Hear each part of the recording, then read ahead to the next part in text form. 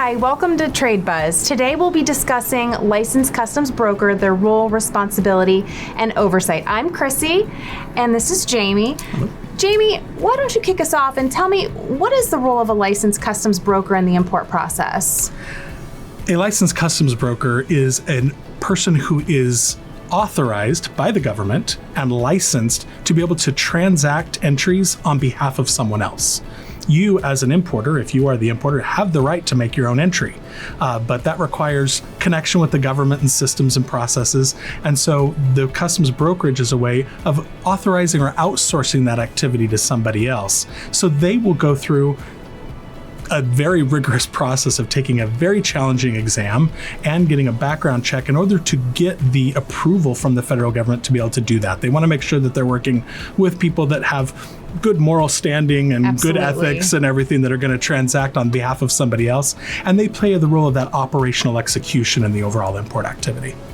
And what should companies understand about the relationship with brokers? There's an expression in our industry that you date your forwarder and you marry your broker. Okay. Just that in the process of, of freight forwarding, you are really kind of going off of price and service as well. But people will make switches regularly. I've been working with this forwarder, but I'm going to go with this one or this carrier. But with the broker, you really want to have that really strong established relationship because you're dealing with the compliance piece. And so working very closely with the customs broker to make sure that you have that good standing with them and that they're going to represent you well.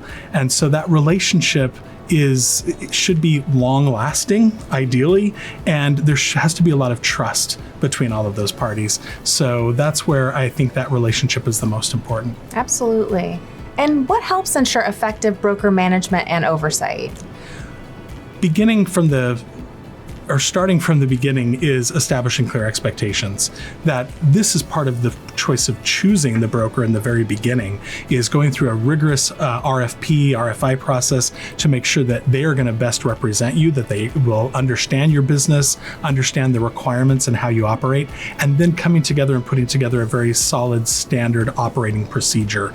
And that is, just like we've spoken before, processes and procedures are so important in compliance.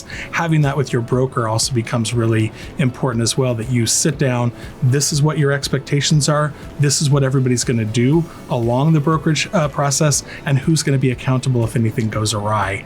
That, establishing that on the front end is the best way. I think it's become really important lately with all of these sectional tariffs. They're very complicated. There's a lot going on, and sometimes brokers will make mistakes or they'll have challenges, but we have to be patient with them and understand the challenges that they're working through, but also hold them accountable. And so it's important to have a great relationship with them, but it's also important to audit them and assess them. And that shouldn't be considered a threat or a bad thing to audit and assess them. It's part of the overall relationship of keeping everybody accountable for their activities. Well, thank you for your time today, and thank you for joining Trade Buzz. Thank you, and stay vigilant.